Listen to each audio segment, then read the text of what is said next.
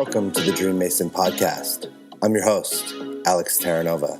A Dream Mason is a person who's brave enough to declare they have a dream and committed enough to do the work to build it.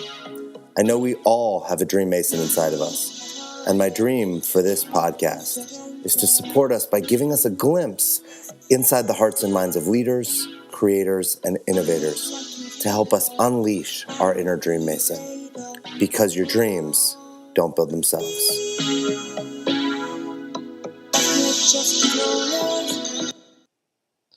What's up, and welcome back to the Dream Mason podcast. I'm your host, Alex Terranova. I am a Dream Mason, a performance and mindfulness coach. I work with leaders, creators, and innovators, those brave enough to build their dreams. If you're a high performer looking for an edge, with a desire to expand your leadership, generate more money, more time, and feel more fulfilled, working with me will support you in making that life a reality. Now, if you haven't already, please support me and this podcast by subscribing and leaving a review on iTunes, Google Play, or YouTube. Follow me, Inspirational Alex, on Instagram, and please share this podcast with a friend. Hey, welcome back to the Dream Mason podcast. I'm your host, Alex Terranova, and I'm sitting here with Murray Hidary. Murray, this is, first of all, thank you for doing this. I got to tell you guys how I came to know you, listen to this, I want to say, this magic that you create. Probably about a year ago, a friend of mine told me that she was going to this event, and do I want to come? And I was like, this musical event in someone's apartment in LA, and I trusted her in the sense of she's up to cool things, and I went, sure, I'll go. And so we show up to this apartment. It's this beautiful loft in Century City, and I find out that this man is going to play the piano, and not something I normally would have, but I was all about getting out of my comfort zone. And the experience I had that night was like mind-blowing.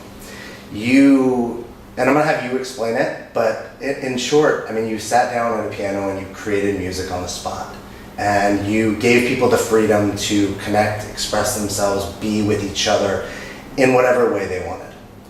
And you called this performance that you do MindTravel. Right. And I don't know, I mean, everyone had a different experience because we talked about it after, but for me it was spiritual.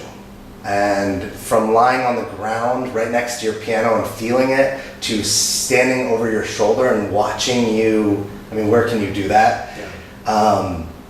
I was just totally taken back. It changed the way I think I relate to music. Mm. I use your music now when I'm writing. I think I told you this, but it creates a space that it feels like my mind just opens, and I'm undistracted yet distracted, where I can produce and create. I've now done your silent hike, I've done your events at the beach or at a bay, and every time it's unique. Every time I've actually gone, I think, with somebody different. Everybody's mind is blown. It's really a gift, what you're creating. And I know that you're creating MindTravel all over the world. Can you just, besides being a composer and somebody you've composed music all over and you're doing MindTravel all over, what do people need to know about you to really get like who you are? Well, first of all, thank you for having me. This is great to be in conversation with you about something that's near and dear to my heart. Of course, what I do, my love, my passion, which is now in the form of MindTravel, this musical journey that I take people on. And really what's so interesting is that I've been doing this for years on my own, in my own home, with my own piano, without any audience. And after doing that for years as my own practice, and you called it a spiritual experience that you had, and many people share that, it really has been a spiritual practice for me. It has been my core spiritual practice for many, many years since I was a teenager. And I grew up Orthodox Jewish in the heart of Brooklyn. And while I love the values and the culture and a lot of the upbringing that I had with it, it didn't speak to me spiritually in the way that fulfilled me at the time. Sure. And so I set out my exploration into the realms of Eastern philosophy, Zen Buddhism, and so many different areas and influences. And I also was playing piano, Western classical music. So those two worlds started to talk to each other. Those two worlds came together. This Western classical music with Eastern philosophical ideas, spiritual ideas, mystical ideas that fascinated me, captivated me. I spent time living in Zen Buddhist monasteries, traveled the world on that kind of spiritual quest. And so once those two fused together, it started to create this musical language that evolved for me over the course of many, many, many years. And so doing this on my own in my home, something that transformed me, sitting at the piano and exploring the subconscious, exploring my emotions, giving it a space where the music allows my emotions to come out. And I think that's really a key to the experience, is creating the space and the time that we set aside for whatever's going on with us to come to the surface and open up and be released. And I think that's a big, big key part to the experience for me and for many others. You described it, and I think you've done this almost every time, but I'm not sure. You use a leaf analogy. Oh, the leaf of the river, yeah. Yeah, and I want, actually, we talked about this, like actually giving people a little experience, like a little taste of what you do. Because I don't think you can even comprehend like that you just make something up on the spot, right, and kind of go. I remember you describing it as like going with kind of the energy, but you use the leaf analogy. That it's beautiful. Yeah, so I think about kind of that first note that I play of dropping a leaf into a river, right? But take that simple action, and then what happens to that leaf once it's in the river? Well, it depends. Sometimes the river's calm, right? The waters are nice and calm, so the leaf kind of just moves along calmly. And that's a metaphor for the calm times of life. Sometimes the waters are more turbulent, right? You have these rapids and these big, movements in the water, so the leaf is getting tossed and pummeled. And we all have experienced those times in our life, certainly, right? High stress, high anxiety, just a lot of stuff going on. We feel like we're being tossed around. Sometimes there's obstacles, there's big rocks in the way. The leaf's got to go around it, get stuck. There's whirlpools, there's eddies, there's all kinds of stuff that encounter the leaf on its journey. But the leaf always finds its way down the river. And the river is this great potent metaphor for the journey of life, right? You have the past, present, and future. All of time is before you, and it winds in all kinds of unpredictable directions. But eventually, the leaf finds its way, like all rivers, to merge with the great ocean. All rivers merge with the ocean. That's just the way it works. And so, and at the end of our lives, we also, right, metaphorically merge with the great ocean from a cosmic kind of consciousness point of view. So we're all on the same journey, albeit in our own different, unique way. Yeah, I love that. Thanks for sharing Yeah. again. Yeah. Before we kind of get a taste of MindTravel, where are the kind of biggest, most fun, most exciting places you've actually performed this or shared your work? So, in the beginning, it all started actually in my living room at this piano. And I just invited 30, 40 friends to just come taste what I do on my own. And I just want to share it, see what you guys think. And the response was so unexpected. I mean, I thought people would find it kind of maybe cool and, interesting, a little avant-garde, a little different. Because the format is so different, right? As you mentioned, I mean, it's a continuous, almost hour-long experience, non-stop, uninterrupted, from first note to last note. Typically, you go to a concert, right, and it's like a 3-minute piece, a 5-minute piece, an 8-minute piece, and it stops and starts. Here, the idea is to open up the mind, to open up the heart. So if I keep stopping and playing another piece and stopping and playing another piece, I'm interrupting that flow of the flower blossoming, right, of your mind and of your heart opening up. So I do this long format, and no one leaves either. No one gets up. No one leaves. People are not even checking their phone unless they kind of want to sneak a picture or for an Instagram moment. Of course, we have those. But it's such a digitally distracted, ADD world. It was very counterintuitive for me to see how many people were not only open but ready for that longer form experience, to drop in for an hour, which, by the way, goes by like in 10 minutes, right? I mean, we will experience that. I played last night on the beaches of Santa Barbara, and all of a sudden I check the time and I'm playing for an hour. It felt like 15 minutes. So there's this opportunity for time to dilate in so many unique ways as the experience goes, once you get lost in that. But in terms of like epic places, there's a reason for that. Once it kind of grew out of my own living room, I said, this is all about transporting people.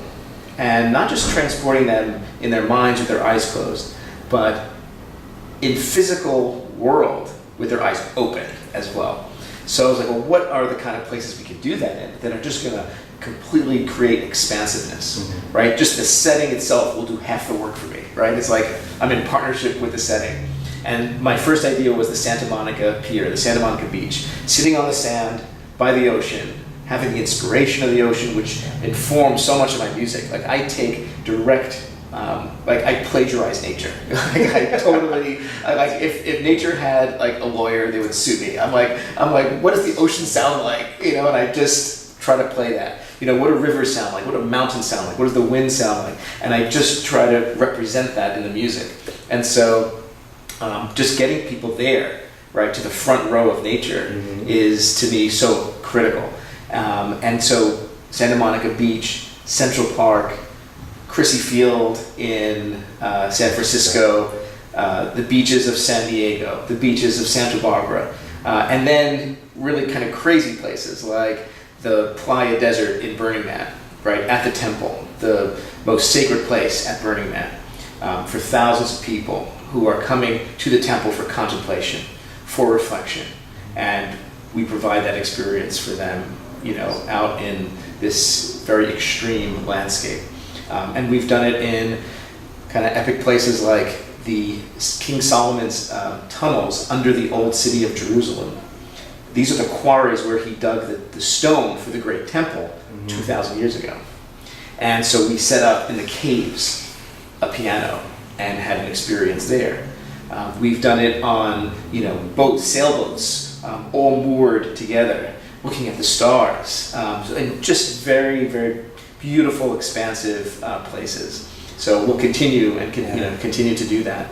And part of what allows us to do that is the technology that we employ in the experience. It's not just a piano when we go outdoors, but of course we use those signature MindTravel headphones. Well, it's not this piano, right? You're not lugging around. This baby doesn't go anywhere. This is my piano that stays here, and I come home to her every day. And, I mean, you just shared with me you built the piano. Like you built a piano that you could put on the beach, that you could take to different places. It's funny because I'm looking at, you have a piece of art on the wall behind you. I don't know if you made that. I know you said you made it. Yeah. But it says create, and as you were speaking, the thing I was getting is like, man, everything is about creation. Yeah. It's from the settings, and somebody else may have created the setting, but you created, not only are you creating the music and the environment, but you like partner with the environments and the settings to create something totally new. The fact that you're doing this on a boat, I didn't know that. Yeah. And now you're doing it, I haven't got to have this experience yet, but in water. Yeah, the underwater is a whole new thing. Yeah. Well, do you wanna give us a little taste so people that aren't familiar can really understand what we're doing? Yeah, and so, you know, again, typically these are, you know, hour-long experiences. We'll do a few minutes, and the idea is to just kind of close your eyes and see where the music takes you. This is all about opening up and allowing and deep listening. And it's not about trying to do anything. It's just about kind of being with it. And when I approach the piano, that's really my personal aspiration is, how do I get out of my own way, right? As the pianist, as the composer, like how do I just kind of push away, you know, all the distractions and just be with the notes. Be with them one after another. And so let's do that for a few minutes and we can talk about it. When you were done, you tell me.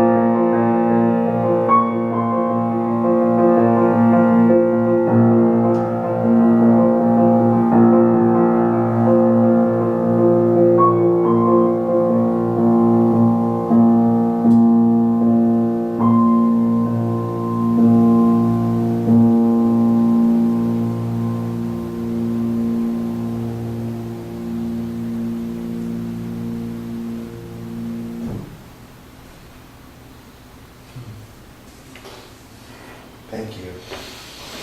I didn't mention to you earlier, I always get colors. You do. I always get You have a colors synesthetic experience when I with close it. my eyes. I always get colors. And what's interesting is it doesn't take long to drop in, right? I mean that was, I don't know, 2-3 minutes, I think, something like that. And once you're in the river, you just see where it goes, and the mind wants to open up. You know, the emotions want to come up. The emotions want to come out. They just need an excuse to do it. And we were walking around all day. Like, I feel so different right now. No, it shifts that. I mean, yeah. It just shifts the energy. It breaks down that wall that we all carry in front of us. And not even as a bad thing. It's just there, and it's just there from a evolutionary point of view. You know, it's just there to protect us and just to make sure we survive to the end of the day. You know, and once we're able to tear it down a little bit and just lower it, there's a softness behind there, and in that softness and that gentleness, we can really explore relationship. And when I say explore relationship, like, I really mean explore all kinds of relationships with everyone and everything, right? A relationship not just with the person you're with, but with everything around you. Relationship with your home, if you're sitting in your home, with the art on the wall. Relationship with objects. With yourself. I mean, I know when I'm sitting, there's the first moments, like, what do I do with my hands? Am I going to focus on my breath? And then all of a sudden, if you let go, and it's just like, hey, it's all fine, whatever. It doesn't matter what you do. Yeah. Just be, though. Stop doing anything. Right. And it's like, it's where it's taking place from. Where is the observation taking place from? Typically, if we're out on our busy days, our awareness is happening at very surface level of our, constant thinking mind, right? But if we really start to observe, there's a something behind that which is observing even that. Mm-hmm. And once we're in tune with that part of ourselves, that higher self, if you will, lack of a better word, there's something observing all of it at a meta level. Even the little thoughts we have, and the fears, and the insecurities, and all that stuff. But once that comes down, and we can just sit in that space, right? We were talking about just kind of being with, right? Just being with that presence. So it's my aspiration that this music provides kind of the space, creates the space for that being to emerge, to create presence, right? Presence is not just some quiet time or whatever. It's a real feeling that gets created purposefully, and that's the idea behind this, is to create that presence so that real magic can happen from there. There's so many things we've talked about, and that I want to talk about. I want to share, because it's still the thing that blows me the most away, and I've shared it with you, but the piece that got me the first time, and still to this, I was like, wait, he's just going to do it right now, is that you create something new every single time. That's the intention. Mm-hmm. And there's no real, there might be some fear of you might mess up, but who would know anyway, because you're making it up. But that if all of us were actually willing to put aside all of our fears, our judgments, our insecurities, and try a new thing, let's just say once a week, once a year, once a day, or all the time, mm-hmm. the magic that could be created in the world. And you actually do that for a living. Right. You knew every time. So there's something unique about you that, whether it be something you've practiced or created, that actually allows you to do that. Mm-hmm. Good question. To it. Good question. Well, first let's talk about the real value of that. So what I do is purposefully, I've created this experience, but I say it's a personal exercise for me. It's a personal practice, because it is that. It's that I'm sitting down, and yes, I have a musical language that I express in the same way that we express in our fluent spoken language, right? In English and whatever our language is. We mess that up all the time. We certainly do mess that up all the time. Absolutely right. Very good point. So to me, there's an excitement about sitting down and seeing where it can go.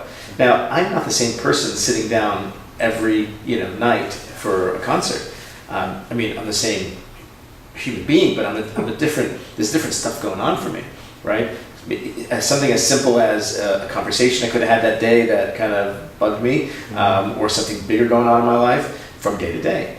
So if the idea is to get those emotions out into this from inside out, then that needs to sound different. I can't use the same medicine, right, for a different set of symptoms. I need to match it. So that's really at the core of why it is the way it is. And so then it's about, okay, how do I confront that fear of what am I going to play? Where do I start? What if I kind of just get in the wrong key and And so that's about pushing those boundaries, pushing to the edge. And I just have come to learn from looking at examples of others who have done great things in the world. No great things happen in the comfort zone. I've never seen it. If you're an athlete, if you're an Olympic skier, you have to be so far over on your edges. I like skiing, so I think about that example. You got to be so far over on the. If you're flat on your skis, like most of us ski, like you'll have fun, but you're not going to break records, right? You got to be on those blades, on the metal, on the edges, and that's where you fall. That's where it easily slips. So they have to find that micro moment. But that's how records are broken. They're never going to do it on the flats of their skis. And life is the same way. Yes, we can be very comfortable kind of cruising around, but we're not going to be kind of creating something new, breaking records in that way. I always think too, like if it was within our comfort zone, we would have already done it. Sure. Yeah. If we would have already done it, we would have already become accustomed to it. The fact that we haven't is just is what puts us outside. Right. And it's not just in like physical accomplishment. It's not really about that. Like we use sports a lot of times in these metaphors, and that's about physical accomplishment. But it's all about our comfort zone, even emotionally, right, and spiritually. It's like, what conversation can you just not have? Is it not in your comfort zone, right? Certain conversations are in our comfort zone. Many conversations, right, about how we really feel about someone, about the impact they have on us, about what they mean in our lives, about how we feel, are not in our comfort zone, and we never say it. And these are basic human. Like if we just go happiness, sadness, and anger. Right. Some of us do sadness really well. Some of us do anger really well. Right. Some of us don't do either and fake joy all the time. Right. And some of us can't do joy. And those are the most basic. Yeah, exactly. I don't know if you remember that Disney movie Inside Out, with the characters like in the mind of the girl, and they're each represented by joy, right, anger, fear, and sadness, and it was just amazing because it was this amazing metaphor for all these parts of ourselves, but they all need expression, right? We can't ignore some for the comfort of the others. And this work is about embracing all of those and giving them voice, giving them expression outside of us. And at the core of the kind of philosophy of this work is if we get them outside of ourselves, we push through it. We work through it. Otherwise, it's repressed. And what's the consequence of repression? If we repress emotions, if we repress trauma, if we repress, these things that have affected us, then they stay with us and they turn into everything from physical tightness, contortion, to disease potentially, to just being shut down and not being fully self-expressed. And if we're more fully self-expressed and we're doing the things we want to do, we're saying the things we truly want to say to the people around us, then we're more fulfilled, we're more joyful, and we're contributing to the world, and we're making a difference in the world in our own way. And then we're affecting others to make a difference in their way, inspiring them to then be self-expressed. So, I approached this having grown up as a super shy kid. It's not like I was some like super self-expressed prodigy. Like I was a non-self-expressed kid. I just was very internal. Yeah. I was the kid who stared out the window. I was the kid who, there's a story of me not getting off at the bus stop because I was just daydreaming outside the bus window. And the next thing I know, I end up in the bus terminal. And I didn't let the bus driver know I was even on the bus. I was just looking out the window. I think I was like 5. This is how you understood what nature sounded like. You were paying attention. I was just observing it all, and So I get that frame of being someone who had a very internal world. And then it was through music. I played since I was 6 years old. So it was through music that I found a voice for what I was feeling that didn't have words so easily for me. And music was a much more conducive language for me. And then I knew in high school I wanted to be a composer, and because I had my own thing to say. How does somebody who can't do this, right? We're not all gonna go, start playing piano spontaneously. But how does somebody push past fear that doesn't have this as, like how do people get on the edge of their skis or say yes to do the thing that scares them, whether it be emotionally, physically, whatever? So that comes up for all of us, right? And certainly it has for me. And I asked myself a question one day, and the answer to that question is what did it for me. I said, what is the consequence of screwing up? What's the consequence? What happens? So what happens? What happens? What's the consequence of it going wrong? And typically, if you answer that question, not very much. The consequence is usually like you feeling something weird that most people are not even feeling, by the way. Yeah. If you're actually willing to get up there on a stage, I mean, this is for a performance. Most people are not actually performing something, but okay, if you're really putting yourself out there, whether it's public speaking, why is public speaking the number one fear that people have? To your point, that's our language. It's the thing. Bizarre. You're fluent in your language, and you have good ideas, obviously. So what's going on? Yeah. And it's this idea of I'm going to embarrass myself. I'm going to look stupid. I'm going to look foolish. I'm not going to look good. Right? We're obsessed with looking good. I'm saying looking good, not just physically, but the impression we have. But if you're actually getting up there and taking people on this, on an experience, the audience gives you so much latitude because they want to be taken. You see, that's the thing. They want to go. So sometimes if I even, he hit a wrong note, it makes it human enough to be like, okay, this guy's human. He's in there. He's pushing that envelope. When you watch that skier and they go off for a second, you root for them. You're like, no, get back up, get back up. It's so. And if the skier falls, okay, obviously you don't want them to be injured, but if they fall, they get back up and they continue down. No, most people are not doing anything life-threatening, right? In their. Well, we talked about like rational versus irrational fears, right? Like we're not saying, hey, let's just jump off this balcony to see how it goes because we're afraid. Well, we could, but it doesn't make any sense. No. But if there's something like that we wanted to actually do that isn't a life and death situation. Where so many of us are stopped. I actually just heard, you're reminding me, it was just the other day I was listening to, Kobe Bryant was on a podcast, and he's talking about, this was on the School of Greatness podcast, and he's talking about failure, and how those are actually our greatest opportunities for growth. That you don't watch the video when you won the championship. That you sit in there, and he was talking about how he watched the year the Lakers lost to the Celtics. Because that's the video that has him grow and improve. Whereas, and most people, it's the thing that we shy away from. I don't want to watch when I embarrass myself on stage or when I hit the wrong note. Right. And I just hear that same concept. So if we really think about the consequence and we look at it more as a game, I mean, everything's really a game. We're playing out this game, right? We're born, we die, and in between is this grand, beautiful game that we're playing. And so if you approach it that way and not take it so seriously and realize that everything is about this self-protection, and that's, in other words, that's where we're coming from, which is causing these fears, these irrational fears that you mentioned. It's all about this self-preservation, looking good and positioning. And if we just let that go, let it melt away, we become more open, more vulnerable, and more relatable. And then that creates the opportunity for deeper connection. So there's real magic with that. And people ask me, why didn't you do this MindTravel performances when you were like in your 20s? I'm not in my 20s, by the way. I know I look it, but so and I was like, it's a good question. Of course, I thought about it then, but I don't think I had this conversation then, right? About like get up there and be able to open up and risk it all, and push the edges. And explore the boundaries and be willing to make a mistake. I think I was too. This is also what makes it so unique and special, is you have the conversation after the performance, Right. but also just that you're having this conversation. Right. I see it as it adds a layer to actually what you're creating. Yeah. And it adds a layer to the experience you're creating, not just the music. Yeah, we're giving people that context for it.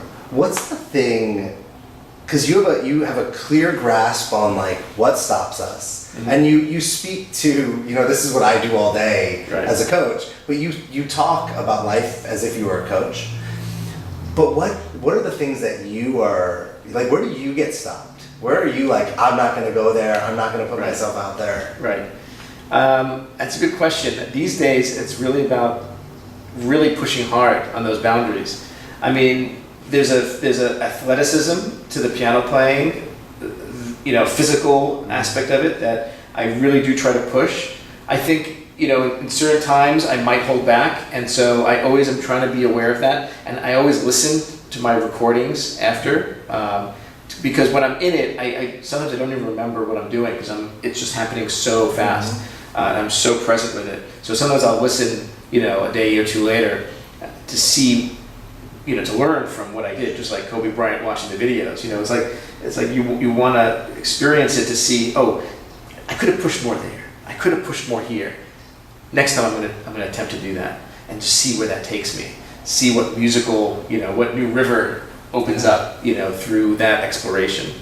So that's something that I'm really always trying to bring more presence to, is pushing hard on the musical, not just the physical athleticism of it, but the emotion behind it, and where can I really keep pushing those boundaries. So I'm always trying to expand that more and more, for sure. And then you shared with me that you have a I don't know, is it your piano teacher? That's what you call him, right? He's a teacher. My coach. It's piano teacher, coach. And it's funny when you think piano teacher, you think of a little kid, right? Yeah, totally. And like, what adult is a piano teacher? But this is your profession. This is what you do. You are and from everything I've come to know about you, it's like you want to be the best at what you're creating and what you're doing. Yeah. How do you, because a lot of people wouldn't, like, hey, you're already up there, you're pushing yourself. What's the purpose of having, somebody else? What do you see? I mean, for me, it's all about maximizing your own potential, right? So I'm trying to maximize my own potential. So even when you say, like, being the best, I'm not trying to be the best compared to anything. Yeah.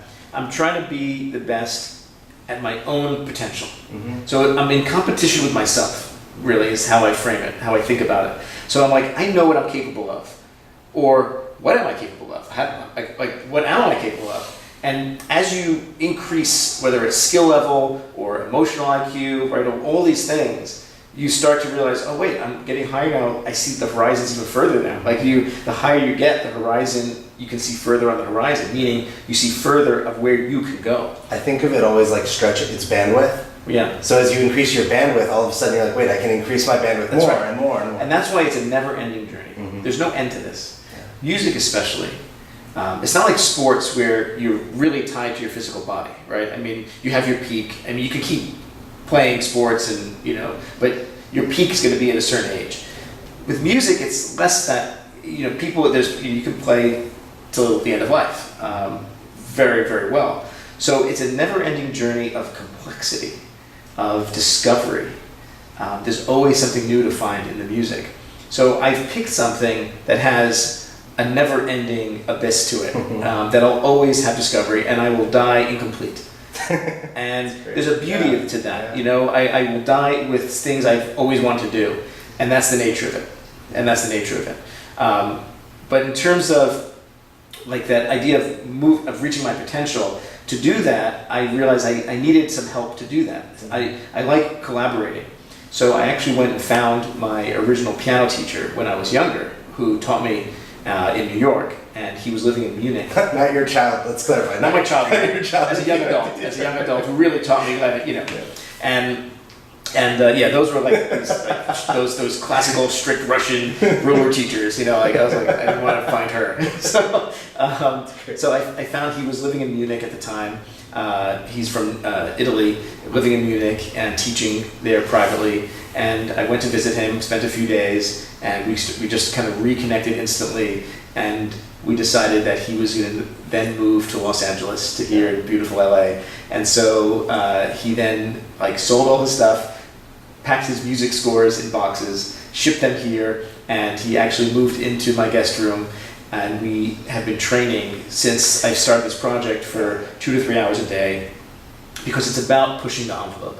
I looked at it like a professional athlete looks at their career, right? You mentioned Kobe Bryant, Roger Federer, you name it, they all have full-time coaches. Full-time coaches. They're the best in the world. What do they need a full-time coach for? That's why they're the best in the world, you know. So I said, why shouldn't I look at myself like a musical athlete, right? And have someone objectively saying, try this, try that. You know what, let's train on this technique because it'll help you with something I see you're trying to do in your music. So he listens to my recordings and he's like, or at the live performances, and he's like, okay, you know what? If we play this Chopin piece, it'll give you a certain technique that'll help you in something you're trying to do here, or some Bach, which will give you some more facility with multiple voices and different things going on here. So that's what we've been doing. So when we train, it's like going to the gym, but for a pianist. Yeah. So we're playing Chopin and Bach and Beethoven and all that. And I'm not playing those publicly, but I'm playing those because those are my calisthenics. Those are my, that's my CrossFit workout. And more my guess is he can see, like any good coach, where you stop. Yeah. That whether it be playing someone else's or yours, that that edge that you're riding on, that he goes, no, there's more you can get out of that. And not just that, not just physically, but he sees my mental state. Right? Good coaches see your mental state. And they're like, what's going on? He got me to quit coffee. Now, what does coffee have anything to do with playing the piano? Like, whatever, go get a cappuccino. Yeah. But I would show up to our sessions, classic, with a busy day, and coming in with with my iced latte, and I'd be sipping it the whole 3-hour session. And he looked at me and he said, I wonder what your playing would be like if you weren't on caffeine. And I was like, fair point. All he had to say was that. Like, if I sense that I can improve my playing by 1% by quitting caffeine, done. Sure. I quit cold turkey. This was 11 months ago. Okay. My playing improved. Wow. Because the calmer you are, the more grounded you are, the better you play the piano. Well, and I mean, it has, and this, I would never have thought this, I mean, as you say it, but it's like, what you're creating is being. Yeah. And coffee has altered your being. It's taking you out of it, right? Or amplifies it in a way that's not actually natural. Right. It's not a natural state. It's funny, we went to coffee, but we didn't get coffee. Right. And I actually had this thought of, I was going to get a coffee, and I went, I don't need any more. Right. I don't need to be any more jumpy. Like I got what I. Yeah. But yeah, it alters. It's very cool that not only that he would put it out there, but that you're open enough as a professional, as someone who's doing great, to go, that you're open to see it and absorb it. Because so many of us, especially people that are doing really well, won't take feedback, won't take advice. Yeah, like, I know what I'm doing, look at me, I know what I'm doing. Yeah. It's always had that humility, that beginner's mind, I love that notion of like how innocently can I approach something, and how much of a beginner's mind can I have with something that I maybe know a lot about. Right? Always be open to that. And if you can do that, if you can be in that state and learn something, it's constant evolution and growth, and you truly will be the best at what you do. It's remarkable. Again, it's like we said earlier, how do I get out of my own way? And that's what this is about. I sit down there and I'm like, how do I just get out of my own way and show up in the biggest way possible? It's always us in our own way. If there's something that's not happening in our lives, we're doing something to contribute to it. 90%, almost all the time. So, everything you're doing impacts. Like, I mean, you're creating an impact in your own life, right? Like everything that you're pushing yourself to is impacting you, which in turn impacts the people around you. Then you're playing for people that, just 2 minutes for me has an impact. Yeah. Shifts who I'm being, I feel it, I get an experience. Then I get to go take that and share that. And you're doing this all the time. What's the big vision? What's the impact that you want to make in the world? I think for each of us, it's about how do I get myself to be the best version of myself. Once I'm achieving my potential to the best of my ability, or on that journey, or on that path, then I have the potential to impact those around me in a positive way, and that ripples out, that dominoes out. And once you have that machine going, then you're making a positive difference in the world, right? It's like that butterfly effect, right? And it's not about some big grand movement. It's like, just start with yourself. Affect those in your life. They affect those in their life. And boom, it goes. And that's what I'm aspiring to do, is if I can sit and play and I can inspire someone to go back to their life after the concert, and maybe they make a career change.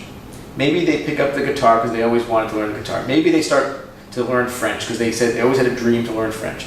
Maybe they tell that person in their lives that they love them and they never said it. Whatever it is, they take that step to break through that fear, get out of their own way for a moment, and just self-express what they want to do, what they want to say, what they want to do. Now they're affecting those in their lives. So that people I've never met, who have never been to a MindTravel, because I can't reach everyone with it. I wish I could, but maybe one day, maybe through your podcast I will. But it's about that, creating that domino effect so we can affect real change in the world. I think we're all trying to tip the world in our own, in our own direction, right? Like I have a view of the world that I want to see. I'm trying to impact it in my way. Yeah. You're trying to impact it in your way. Now, we happen to have a lot of similarities in how we see the world and the impact we want to have. So, together we're able to do it and amplify that even more. But I think all of us, and a big part of that is getting people to be more self-expressed and pursuing their dreams. So I think the broader message, beyond just the music and mind travel of my life, if you look at everything I've done in my life, is how do you lead a life where when you look back at the end of it, and we'll all have an end of it at some point, sooner, later, we'll all have an end of it. We look back in that moment and we say, wow, I led a life where none of my dreams were left behind on the field of life. So a true life where no dream is left behind. And that's a theme, as a mantra I lead and live with myself. So that I look back, I think of my deathbed. And not in a morbid way, just in a realistic way. Like, there'll be a moment where I'm like, okay, this is it. And, and I'll be like, I hope it's just like that. Yeah, this is it. Yeah, cool. This is casual. All right, it's been a good run. and I look back and I say, wow, like I'm sad to leave, but I'm really proud of what I did. I look at the lives I impacted, I look at what I created, right? And I led a life where no dream was left behind. And that's what I want to be able to say. And if I can impact others, inspire others so that they could say the same thing, I'll feel good. It's, I know you to be generous because of the shows you put on. So many of them are free. Mm-hmm. I share what you do all the time, and I've had friends in different places go, and then one of the first things they say is, wait, this is free? Mm-hmm. And I don't always know. I just say, go to this thing. Right. And even when they're not free, they're at a price that pretty much at least anyone that's listening to my podcast can probably pay for. And I think you even do like hey, if you can't afford this, pay what you can. We always do. Yeah. And so I knew there's a huge aspect of generosity because it's just part of your business model, I want to say. But hearing your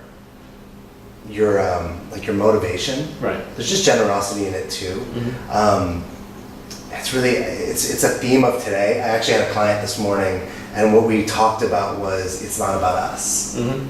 That what she's up to in the world, which is actually music related, right, is when she's like on her game, it's not about her. Right. It's about the way that people feel and what it means for them. Well, it's true when you think about even the construct of this. Like, I'm not saying come watch Murray Hidary play. Like, we don't say that. It's come experience MindTravel. Yeah. And that I did from the first moment. That was from concert one. Mm-hmm. I did that because it was purposeful. It was intentional. It was to say, you're not coming to see me for me to impress you. Mm-hmm. I'm not trying to entertain you. It may be entertaining. It may be impressive. But that's not what I'm trying to do. You go to a lot of concerts, especially a big classical concert, you see a virtuoso play, or you go, even see whatever, pop, rock. You're going to see... It's a show. It's a show. You're going to be entertained. They're going to impress you. They're going to they're going to entertain you in that way. I'm not interested in that in the sense that I really want to move you. So I want you to have an experience. And the experience is a third thing. There's me, there's you, and there's this experience. And I'd like you to have that. And I'm going to do my best to facilitate and drive this train so that you're on the train with me and we're having this experience together. And I think that's a different shift. It's a shift in the relationship between a performer and audience, an entertainer and audience. Two, right? That's the old model. Two, someone who is kind of inspiring a participant, right? We're participating together. And I'm facilitating it. Someone's got to facilitate it, so I'm facilitating it, I'm the one playing, but we're all participating together. So it's shift from entertainer, right? And a shift from audience to participant. So that's a big, I think, shift from the beginning of how I approached it. It reminds me a lot of, there's a, I don't know her last name, but she's this 88-year-old woman in San Diego named Millie, and she runs this very, very spiritual driven church. And she talks about the energy work that they do. Right.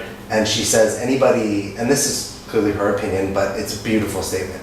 She goes, no one should ever charge you for this. And which seems odd. What do you mean? This is a skill. You've developed this. And she goes, it's not mine to charge. Right. I'm taking it from, and there's nothing wrong with charging, right? We all have to make this is the world we live in. But that's what I'm hearing in what you're saying. It's like you are facilitating something that's almost bigger than you. Yeah. The music is bigger than you. It's like coming, that was the experience I've always had with everything you do is, it's like it comes through you. And you happen to be the conduit that gives it to us. Mm-hmm. But that's the magic of it. There's this, there's something I call in the talks I do before the concert, which you've experienced. You'll hear me talk about the hidden universe, right? This hidden experience, meaning it's hidden from everyday, our everyday senses, our five senses. There's this experience we can have. It's even in that, we tasted just a bit of it right after I played for 3 minutes. There was something that was hidden that we surfaced, that we were able to feel afterwards. It's hard to articulate it, but you can certainly feel it. And so that's what I'm trying to unmask. I'm trying to uncover that hidden universe. And it's to me, it's just as real. It's just not as obvious from our sense of sight and hearing and sound and taste and all of our typical senses. But this is about how do I facilitate. Some people will call it I've had people do reviews and call me like a musical shaman or something like that. I'm not into all that, but it's like but how are you facilitating drawing out something that's hidden to be something that can be visible or experienced, right? And that's very interesting to me. Is how we uncover the hidden aspects of what's around us. And somehow it actually, you shared a story with me earlier, but it connects with people from all different walks of life, all over the world. The people I've brought, when I first started coming, I had, this is a spiritual experience. So the person that I brought with me was someone who's very spiritual. Right. And then the people I've brought with me since are not very spiritual. And people I've sent to see you are not always that spiritual. Right. And they always have a similar impact. And you shared, somebody who was much older had kind of a profound impact. It's incredible. I've had in audiences in the same theater or the same concert, I've had families with little kids where you have 5-8-year-olds, kind of experiencing it, and their imaginations go wild.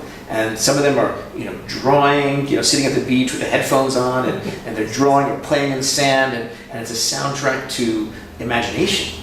Then I've had 96-year-olds, 100-year-olds come up to me afterwards, and with those, those faces that speak of a lifetime, right, of experience, and they look into my eyes with that depth, that penetrating depth, and they just tell me that, you'll never know what this did for me. I saw my whole life before me. I was like that's so humbling. I was like, whoa. And everything in between, and every, race and color and age and country. It's remarkable because it's representing the human experience. And it's an abstraction of the human subconscious storytelling. And we all have the same story. And I think that's what's happening. We all have different details, but the same human arc of a story. We all are born, we all die, and have similar experiences in between with different names and different places and different times. And my first kiss was, in Brooklyn, and yours was, here. It's all different details, but we all have the same milestones generally. Well, I think ultimately we all kind of want the same thing, in the sense of we all want love, we all want connection. Absolutely. We all want like our families to be safe, the people around us to be like. There's some big generalities about all human beings that run across the board. What's the... And by the way, you mentioned spiritual experience. We label people as being spiritual or non-spiritual in the same way that we label people as being creative or non-creative. Like, Murray's super creative, he's an artist, great. I'm not creative. But I view everyone as creative. I view everyone as spiritual. Everyone is spiritual. I think you'll love this. So when I have clients that aren't creative, I totally agree with you. Everyone is spiritual. We're not all tapped into these things. Right. But when I have a client who's like, I'm not creative, and they're just hammered down on that, and I always think I'll present them with the picture of, God, it's always cool when you walk into a kindergarten classroom and the teacher's like, it's time to finger paint, and the one kid goes, I'm not creative. I don't finger paint. I learned early that I don't do that. There's never that kid, right? So everybody does it. At some point, someone probably told that kid, they got the wrong message, like someone told them, made fun of their art or something like that, and then they never touched it again, And then boom, they weren't creative, and then, they became, a lawyer or whatever. that's what Nothing against lawyers. Lawyers are great. We need lawyers. Nature needs a lawyer right now for you. Absolutely. We need creative lawyers. Yeah. What's, from where you are, because you've got a long journey ahead of you, you have a ton of creative. What's the thing right now that, like, if you could give a gift to people that hear this, what's that gift that you, from where you are right now, that you would want them to leave with and part with them? I think for me it would be, I'd like to say, make space. Make space. Because of technology, and I come from technology, like I was in that world for so long. Make space. Our worlds today are so packed. Technology allows us to stack more in each calendar day. We are subdividing our hour meetings into 15-minute meetings. We're multitasking. We're squeezing stuff in. We're using, the shared economy. We're getting stuff postmated. We're Instacarting. Everything's delivered. We're so efficient. We're hyper efficient. Yeah. We're doing so much more a day, and that's good. And that's great that we're so productive. But that also means that we're not having those times of the day that are empty. And I purposely schedule slots in my calendar that say no meeting, like put that in there, like block it off. And for me, it's extra time in the morning of just staring at the ceiling. You don't have to have a meditation practice and sit and meditate. You want to do that? Great, do it. But just stare at the wall, stare at the ceiling, create empty space. Because magic happens in empty space. That's where new stuff comes in, not stuff that you're inserting. And so I just would encourage people. I've seen the gift that empty space creates. That's where creation happens. Creation happens through, you have to create a canvas through which, if everything's all colored and all done all the time, where are you going to create your own art, the art of life? So have a white canvas space throughout your day. That's what I would recommend. I just spent 3 weeks in Italy and Croatia, and that was the big lesson I took away, was I actually want to start practicing slowing down. Yeah. And we already live on the West Coast, it's already slower. Right. But what I noticed was when I was sitting, especially in Croatia, I would sit and have coffee for 3 hours by myself, with no phone, because it wasn't connected to anything, no book, and I would just stare and watch people, and it's weird that one tiny little cup of coffee would last that long. But it would. Yeah. And but it's so cool that you say that, the blocks, because I came back and it was one of my first goals. So I just recently put an hour block. I haven't got it in every day yet. I'm still trying, but it's called Unplugged. Perfect. For like trying to get an hour Monday through Friday. Perfect. And even bigger gaps on the weekend. But to your point, I think it doesn't have to be. We get caught up in the it has to be meditation or it has to be yoga. No, that's just more inserting. Yeah. That's just more dictating what the experience is going to be. Yeah. And it seems positive, but it's also you're dictating what the experience must be like. What if you didn't know what it was going to be like? It's just empty space. Yeah. Don't try to fill it with anything. See what emerges. there's a real wonder to that. Absolutely wonder to that. That's awesome. Yeah. Thanks for that. What's your, I'm gonna some quick rapid fire questions. Who inspires you? Wow. Living, dead, it doesn't, I mean, ultimately my greatest inspiration is nature, and I try to take every lesson from nature. In terms of people, it's the greats. It's looking at someone like Bach and saying, how did a mind like that, balance creativity, art, beauty, and the intellectual, the mathematical side. His music balances both perfectly. So I look at someone like Bach or Da Vinci, who were able to balance both sides of the right brain, left brain. And that's really how I like to think, is those two sides of ourselves. So they're both wonderful inspirations for me. And I would say Einstein as well, just in terms of his ability to see the world that we all thought was like fixed. Like Newtonian physics was like locked in. We knew how the whole universe worked. Like check mark, move on to the next thing, like nothing more to explore. And all of a sudden he was like, well, actually, what if space-time was, and all of a sudden we see the universe completely differently. One person with one thought experiment changed the whole world. So that's just inspiring to me. And he did it through empty space. He didn't do it sitting, writing equations till all hours of the night. Equations were only after. The math was only after he had the thought to prove the thought. But he needed to create empty space to prove the thought. And you know what he did to do that? Music. He sat and played the violin. He was an amateur violinist. He would sit and just play the violin to clear space. So he was truly the first mind traveler. Now that I think about it, I just realized that right now. He was the first mind traveler, right? He would use music to just create space, and he would have these thought experiments. What if you were on a train and you were shining a flashlight, and all of a sudden he comes up with special relativity in 1905, and boom, the world has changed. So yeah. When you're not, you're so dedicated to what you do. I actually got to see where all your storage units were. Yeah, the whole operation. You're so dedicated. When you shut it down, what are you doing? Like how do you actually shut down? Nature. So I go out to nature, or I go hang out with friends, even just to watch a movie or something like that. Just interacting socially with good friends, dear friends, is such a healthy thing to do, and everyone can do that, obviously, anywhere. And then getting to nature. So I'll be heading to the Colorado mountains in a couple days, and I just like to hike and just disappear and get that energy from nature. We were talking earlier, about, that our busy lives and making space. The way we typically approach it is, I'm going to work hard, and then I'm going to go take, 5-day long weekend, at a spa. It's this binary schizophrenic relationship, right, with making space. Right? Work hard, and then totally vacate it all. What if it was more fluid? Where in every single day, you had that vacation, that space, that time. Now you don't need to take such a hardcore vacation after such a hardcore work experience. Because the whole notion of work-life balance that everyone talks about, it's like that's necessary when you're so off-kilter. But if everything's more fluid, where work 12 hours a day, I work 12 hours a day, I have no issue with that. But within that, you're finding ways to rejuvenate and to ignite your energy and give yourself creative space. So yeah, that's how I try to approach it.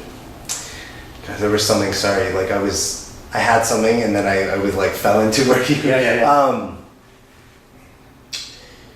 What's the... when you get stuck, because everyone gets stuck. What's the thing that, whether it be creatively stuck, when you feel your business is stuck, emotionally stuck, is there a thing outside of MindTravel, because I'm sure that's part of it, right, but that you do to kind of get unstuck, free yourself up? Or is it? For me, I find two things are helpful. Because being stuck means usually you're so close to the problem that you almost can't see it objectively anymore. So there's two things I do. One is I truly do sleep on it. Like I have to just disengage from it. Mm-hmm. So instead of I try to disengage from it, sleep on it, and let my subconscious do the work, and then come back fresh, whether it's a nap or whether it's an overnight. The other thing I do is truly get out, and I will go for a hike by myself in the mountains, or just go for a walk if you're in a city. Go for an hour walk. Just clear the head. Not, I'm going to go for an hour walk and listen to a certain podcast and listen to it, not, again, don't fill that space with productivity. It's okay. Just be with it yourself and create space for an hour. And I promise you come back to the keyboard, to your email, to your whatever you're working on, and there's a freshness to it, a fresh perspective to it. Usually the answers come from something else. You'll be on that walk and you'll see, something, some sign, something that will trigger something. That's what your mind is looking for, something fresh to connect the dots with. That's the way the brain works. People want to, or when people, because they will, that don't know about MindTravel, want to find out about it, see it, what are the best ways to, find out about your shows? So we make it really simple. So MindTravel.com has kind of an overview and our full schedule of events. And then on Instagram, it's my name @Murray Hidary, and also on Twitter, so @Murray Hidary. So they can find us there, and we always have events in different cities, and definitely come hang with us and have the experience. I certainly do encourage people to try to attend live, as you know, whatever the experience is, whether it's at a beach, at a park, in a theater, the new silent hikes that we're doing, or the underwater. We have all these different formats, but having your first experience be live and in person, because then you're really connecting with the work and with everyone there. So it's a different. I have your audio, the MP3s. And they're powerful. But it is a different, because you don't get the whole experience. You're not getting. Right. It's just then the music, which is great to follow up with, and then use it in your life, like you were saying. You use it to, as you're writing, as you're doing creative work, because it keeps you in the zone. There's one of the tracks. It's almost an empty space for me. It kind of creates the canvas. It really does open up that white space for anything to happen. So there's a track called Focus on that in that product, and you just put that on, and everyone tells me they just are cranking away, because it just keeps your brain in that focused mode. So definitely use the recordings as a way to include in your life after for meditation. There's sleep ones, there's work ones, focus. But in terms of the impact, the emotional impact, definitely come to a live one for sure. I just have a lot of gratitude. I have a lot of gratitude for this, for you taking the time to sit down with me. Yeah, absolutely. For you to share with everybody that's listening or watching. I have gratitude for what you do when you create, because it is magic, and there's not even words to express how powerful it is in the impact. The ripples are so, it shifts us in a moment, and again later when we think back to it. And I feel it, and I know you do too. But I'm just, I think there's so much amazing things in this world, but you're somebody who's creating something on it every day, and you're setting an example, which is, I think, even more powerful. What's behind what you're doing is more powerful than what you're even doing. So thanks for doing that. Thanks for inviting us to be with you on the journey, because it's really special. That means a lot, and a lot goes into this. It's not just me. I have a whole team that supports me in doing these live events. We'll have 8-10 members of my team produce this magic for people. So it's really a group effort. It's a team effort. Everything goes towards that. And not only doing those live events, but now we're also bringing it to communities in need.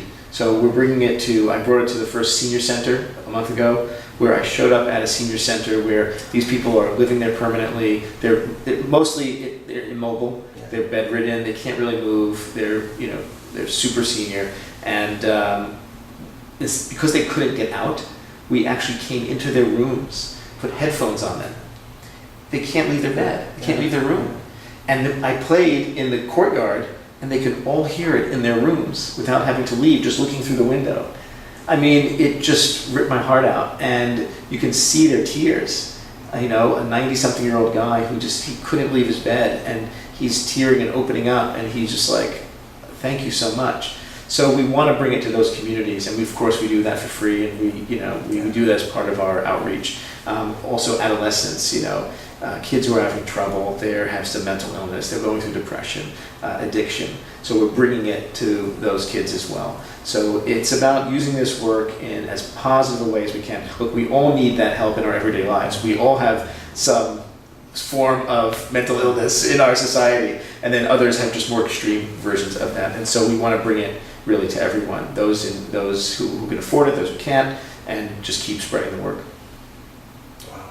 So. As you were sharing that, I was just thinking, I was like, man, that would have been really cool to do with my grandparents when they were around. Like, what's great is it's something anybody can do, right? We can't all go play basketball, right? And we can't all, look, we all can paint, but it's different. It actually requires, whereas this is just a being with. It's just a being with, yeah. Thanks again so much. Thank you, I really appreciate the conversation. It was great.